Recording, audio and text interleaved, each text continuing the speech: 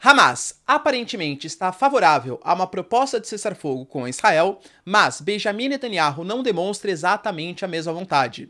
Ofensivas contra Khan Yunis e principalmente contra Rafah começam a acontecer, uma região que tem mais de 1 milhão de palestinos. Notícias importantes também relacionadas a uma cobrança que o Brasil faz contra a Venezuela por decisão da Suprema Corte contra a candidatura de Maria Corina Machado, a principal líder da oposição a Nicolás Maduro, e também notícias importantes relacionadas a Javier Milei, que vai em direção a Israel e promete transferir a embaixada da Argentina para Jerusalém Ocidental. Isso vai dar problema com alguns países árabes. Polêmicas envolvidas em relação ao repasse de verbas dos Estados Unidos para a Ucrânia, sendo que o Trump está totalmente contrário e sendo acusado de ser pró-Putin, enquanto Biden está contrário a um pacote de ajuda isolado em direção a Israel e está sendo acusado de ser conivente com o Hamas. Que loucura está acontecendo nos Estados Unidos? Para finalizar, falar um pouquinho também sobre a morte de Piñera, ex-presidente do Chile, e o que ele representou para esse país. Se vocês querem entender um pouco mais sobre esses assuntos, e muito mais também sobre geografia, geopolítica, atualidades, política, polêmicas, enfim, tudo para você se manter sempre bem atualizado, já se inscreve no canal, deixa seu like, compartilha esse vídeo, que eu, professor Ricardo, conto muito com a sua ajuda. Esse ano de 2024 começou sensacional para mim, galera. Tive uma ótima notícia, que foi a conquista do prêmio IBEST como top 3 influenciadores da educação brasileira. Inclusive, agradeço bastante vocês, porque foi com voto e com a confiança de vocês que eu consegui esse prêmio. E eu desejo, galera, que muito mais coisas boas venham para esse ano, inclusive, claro, para você também. Só que sabe, né, galera, o negócio não vem de graça, né? Vem com esforço, batalha, tudo tal. E eu diria que para você conseguir conquistar os seus sonhos nesse ano, saber falar inglês é fundamental. Galera, a própria Cato divulgou uma pesquisa que a fluência no inglês pode aumentar em até 170% o seu nível de remuneração. Eu sei disso e eu sei que eu preciso falar melhor inglês para conseguir meus objetivos. E é por isso que eu utilizo a melhor plataforma de inglês online do Brasil, que é o Cambly. O Cambly, ele tem tutores de língua nativa inglesa, eu posso fazer aulas em grupo ou individual, de acordo com a minha preferência, do nível que eu quiser, e inclusive, eu posso marcar, isso é a melhor coisa, tá? Eu posso marcar de acordo com a minha disponibilidade. Eu tenho uma agenda maluca, né? Então, às vezes, aula de manhã, à tarde, vou até deixar um trechinho aí para vocês verem. YouTuber that talks about geography. Fantastic, fantastic. And where are you from, Ricardo? I'm from São Paulo, Brazil. Do you have any New Year's resolutions that you can share, Ricardo? Anything you want to do different? Anything you want to improve? In my personal life, I want to have more time with my child. I have a son, Rafael. He is 3 years old, and I will try to work a little less and spend more time with my child.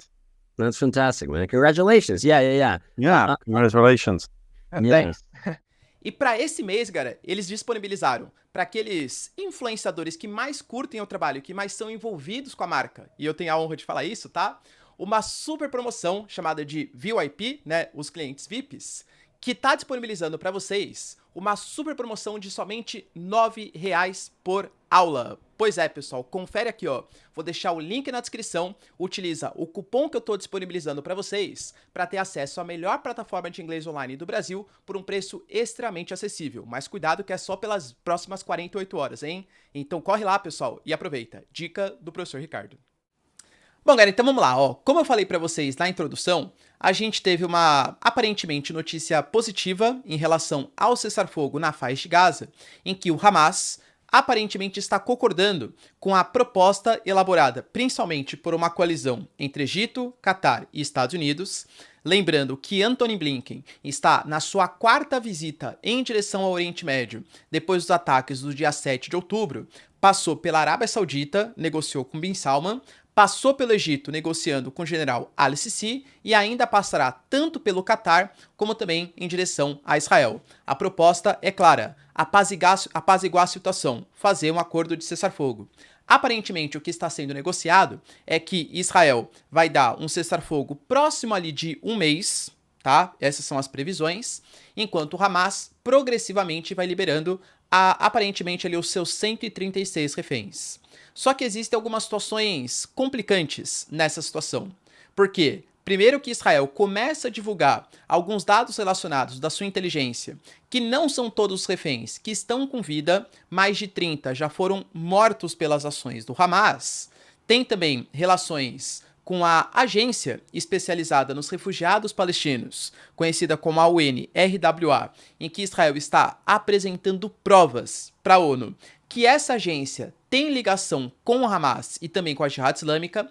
Israel fala que 50% dos funcionários que atuam nessa agência têm grau de parentesco de primeiro grau com algum membro da Jihad Islâmica ou do Hamas, e que inclusive alguns dos trabalhadores são também agentes da Jihad Islâmica e do Hamas. E aí teriam participado dos ataques do dia 7 de outubro, teriam inclusive alguns dos professores, tutores, comemorado os ataques que foram feitos contra Israel e até mesmo participado de uma formação, de uma conscientização, entre aspas, daquelas crianças palestinas de que Israel é o real inimigo.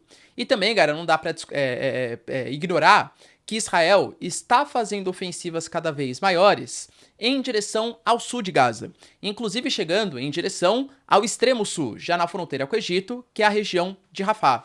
Quando Israel mandou os palestinos irem saindo daquelas posições mais ao norte e indo em direção ao sul, cara, grande parte seguiu os princípios, talvez não porque quisessem, mas porque havia uma guerra, um conflito acontecendo, e foram migrando em direção ao sul. Khan Yunis, por exemplo, já está com grandes ataques, e agora a gente tem até mesmo Rafah, o extremo sul do território da faixa de Gaza, sendo cercado e atacado por Israel. Professor, mas por que eles fazem esses ataques? Estima-se que hoje, só naquela região, você tenha mais de 1 milhão de palestinos. A gente pode pegar declarações do próprio porta-voz de Israel, deixando claro que, nesse momento, o líder do Hamas, ele vai se escondendo de esconderijo em esconderijo. E enquanto ele não for capturado, ou ele não for, inclusive, morto, as ações ofensivas de Israel vão continuar. Então entende que a gente está em princípios de diálogos muito diferentes? A não ser que Israel esteja fazendo uma coisa e negociando outra por debaixo dos panos, né? Até para dar uma certa resposta para a comunidade internacional, eu diria que eu não vejo com muitas esperanças algum tipo de proposta de cessar-fogo.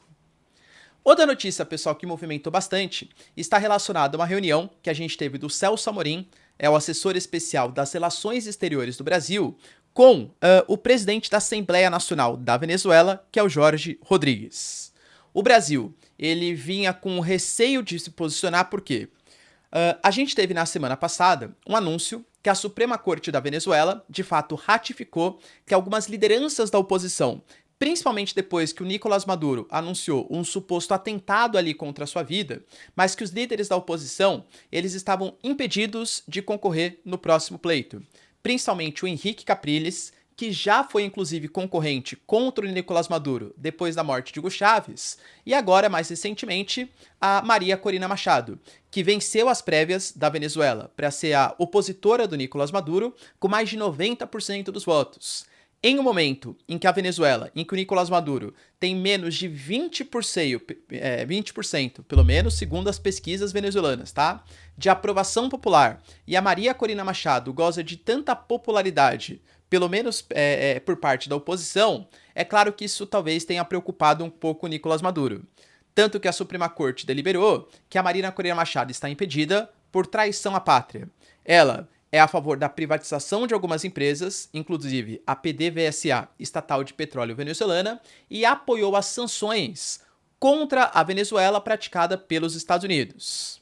Lembrando que o Nicolás Maduro, inclusive, estava associando ela e a ExxonMobil à questão também de Essequibo, alegando que a Maria Corina Machado era favorável que Essequibo ficasse com a Guiana e fosse explorado por empresas dos Estados Unidos.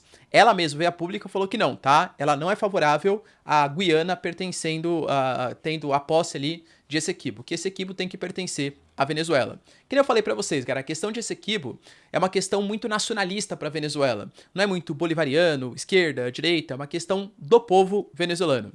Meu pai, por exemplo, só um relato pessoal, ele já trabalhou na Venezuela durante um tempo, quando era mais novo, e ele falava que tinham 2 princípios que eles sempre falavam quando viam que uma pessoa era brasileira.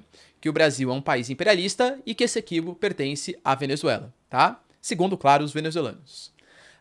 Só que isso começou a pegar muito mal, porque rolou no ano passado o Acordo de Barbados, em que a Venezuela se comprometeu a ter vistorias internacionais, deixar os principais líderes da oposição participarem do pleito eleitoral em troca do fim de algumas sanções, que de fato foram praticadas pelos Estados Unidos, que tirou sanções sobre alguns minérios, por exemplo, o ouro, sanções sobre o petróleo.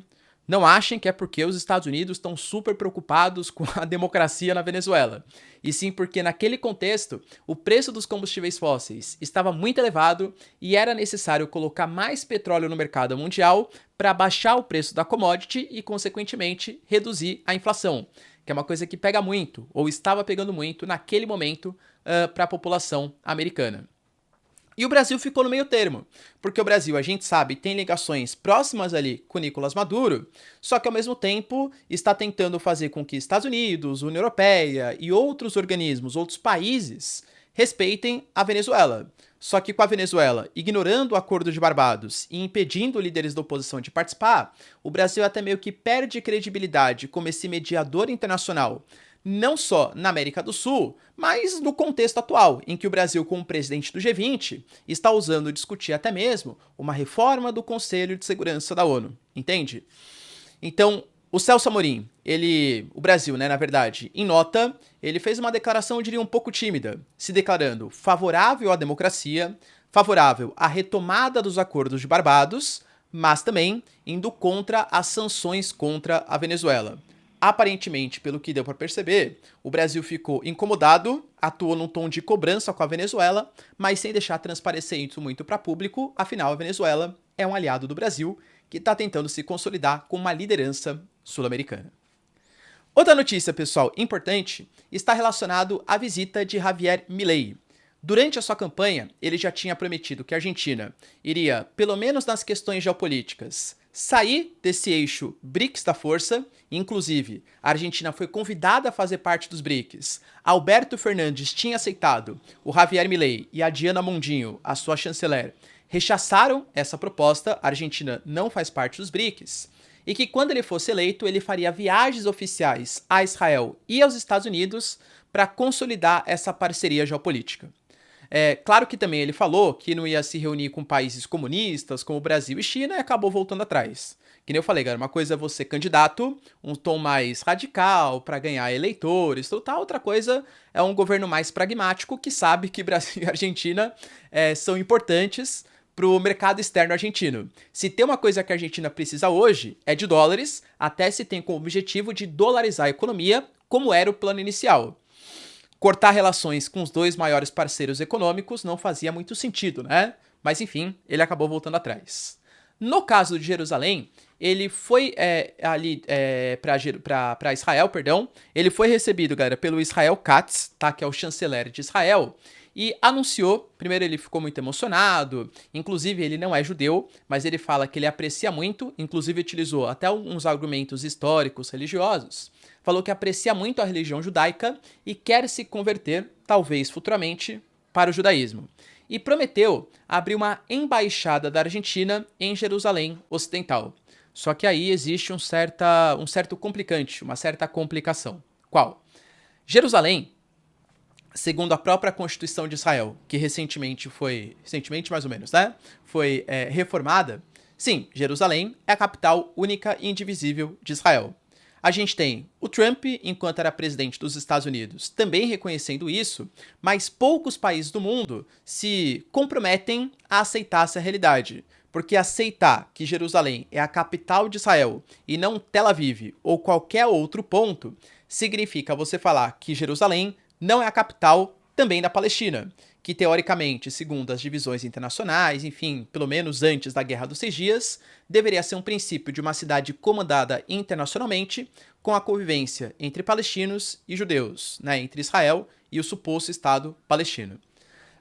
Tanto que, por exemplo, o Brasil, lembro, quando o Bolsonaro ele foi eleito, ele também prometeu abrir uma embaixada brasileira em Jerusalém, afinal tinham ligações muito mais próximas. No final das contas, com a possível, má vontade de Arábia Saudita, Turquia, Irã mesmo, e não que a gente seja, naquele momento, né, parceiro geopolítico, mas porque economicamente representa uma parcela importante das nossas relações. E cortar isso por uma questão ideológica de abrir uma embaixada em Jerusalém talvez não fosse economicamente a medida mais inteligente. No final das contas, o Brasil, para não desagradar tanto Israel por ter feito essa promessa, abriu um escritório, mas não abriu uma embaixada. Então a gente tentou meio que fazer um agradinho para os dois lados. Com essa medida, o Milei ele demonstra qual vai ser a geopolítica da Argentina. Uma geopolítica muito mais pró-Ocidente. E aí, galera, concorda com a proposta de Javier Milei? Tá certo? Lembrando que ele ainda vai se reunir, muito possivelmente amanhã, com Benjamin Netanyahu e também com Herzog, que é presidente de Israel. Nesse momento, eu diria, galera, que a política e a geopolítica dos Estados Unidos, elas estão se misturando demais. A gente analisou aqui em vídeos passados, tanto no de ontem como no de anteontem, que o Congresso, na verdade o Senado, ele conseguiu fazer uma proposta que dava conta ali de um pacote de 118 bilhões de dólares que falava sobre várias áreas. Uma parte pequena seria destinada para fortalecimento militar no âmbito da Ásia, da região do Pacífico, visando ajuda às Filipinas, a Taiwan, na região do Mar da China Meridional. Outra parte da ajuda iria em direção a Israel, um pacote também para Israel, né? Mais ou menos ali uns 17, mais ou menos 20 ali, bilhões de dólares.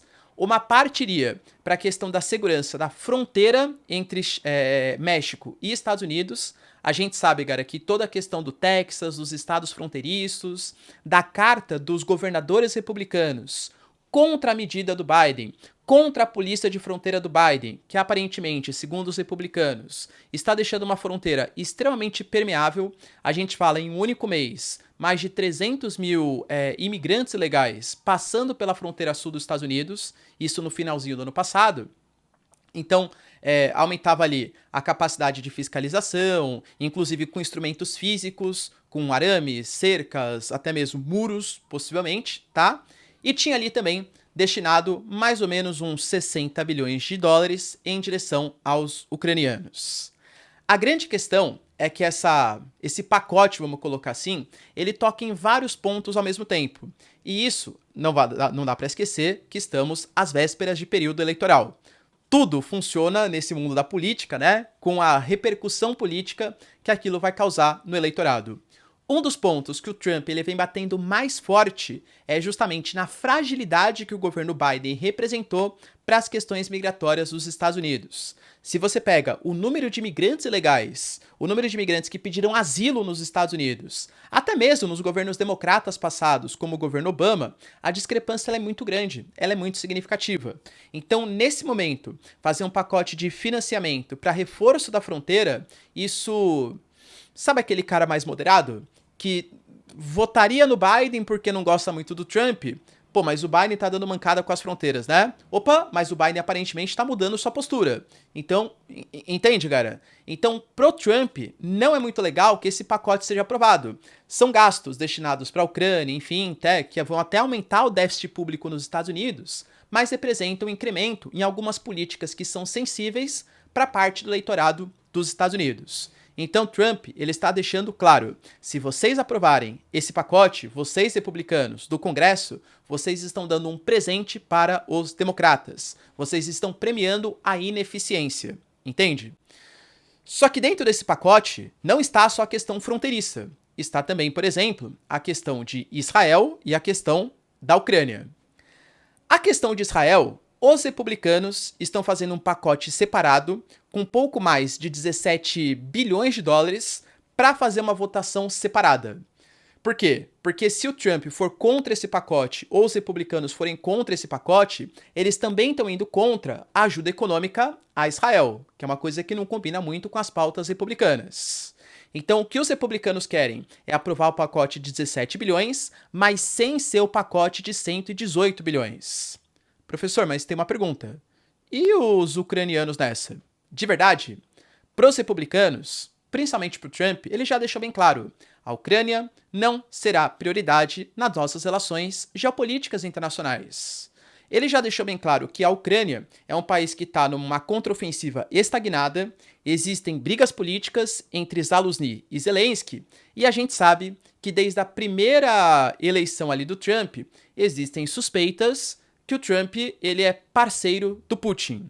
Inclusive, existem suspeitas que o Putin até teria mesmo financiado, a partir de redes sociais e coisa que o valha, campanha de desinformação contra Hillary Clinton favorável ao governo Trump.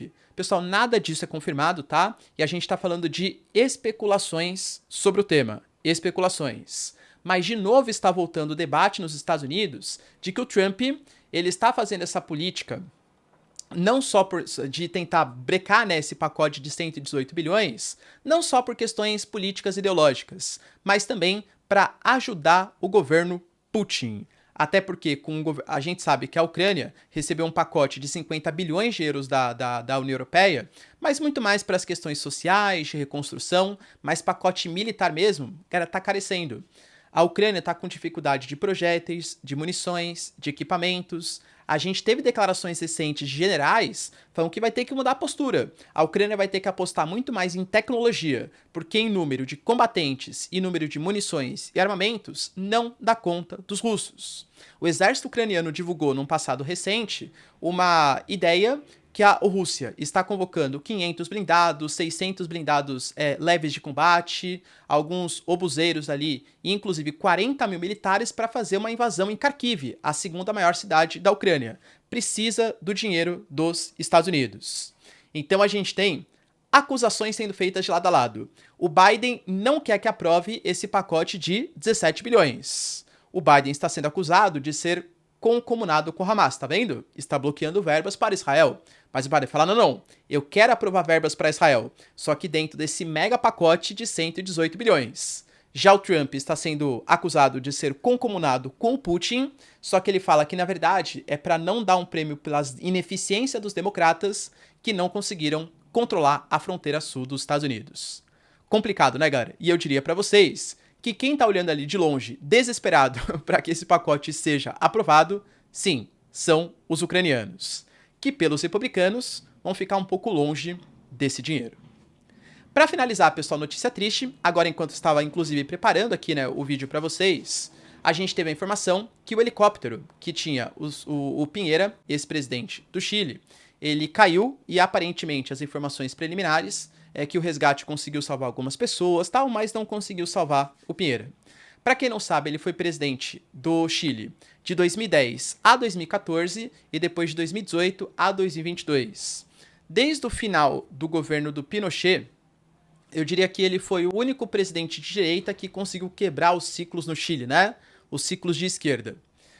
Por mais que ele seja um cara de direita, uma direita mais liberal, não uma direita com viés mais conservador, enfim, e principalmente o seu último governo foi um governo bastante difícil, porque em 2019, não só no Chile, mas em alguns países sul-americanos, cada um com a sua particularidade, a gente teve enormes protestos. No caso do Chile, teve relação com o aumento do custo de vida, principalmente relacionado ao preço das passagens. Inclusive, dica para você que vai ser um futuro presidente. Não mexa no acesso às redes sociais da população e não mexa em preços de passagem. Isso dá ruim, tá? Dica aí para vocês, tá bom? Mas voltando aqui, ó. E aí, ele teve que lidar, galera, com convulsões sociais que começaram a reclamar não só do preço da passagem, mas começaram a reclamar de um Estado chileno que tinha uma constituição extremamente liberal feito pelo Pinochet, e isso pegava mal, inclusive para a questão cultural, histórica, política dos chilenos, e pedia mais intervenção social. Ele, mesmo sendo contrário a essas políticas, não que ele fosse favorável ao Pinochet, não é isso, né? Mas sendo contra uma intervenção, uma constituição mais social-democrata, convocou uma constituinte. E essa constituinte eleita, totalmente mais social-democrata, mais de esquerda. Nesse meio do caminho, ele saiu do poder, entrou o Gabriel Boric, e aí a gente teve a tentativa da Constituição 1, foi bloqueada pela população, a Constituição 2 foi bloqueada pela população, e ainda estamos no Chile com um governo mais de esquerda e uma Constituição mais liberal feita pelo Pinochet. Então, assim, o Piñera, ele representou um cara de direita, mas pelo menos assim, claro que os protestos foram reprimidos com muita violência, né? Teve muitas reclamações à época da maneira como ele lidou com os protestos no Chile, mas pelo menos no sentido político, no sentido legislativo, ele conseguiu ou autorizou a formação de uma constituinte, mesmo contra os seus princípios. Beleza, pessoal? Deu pra entender os principais acontecimentos? Se vocês curtiram o vídeo, então, ó, já deixa seu like, se inscreve no canal. Tamo junto, beijos, abraços e tchau, tchau.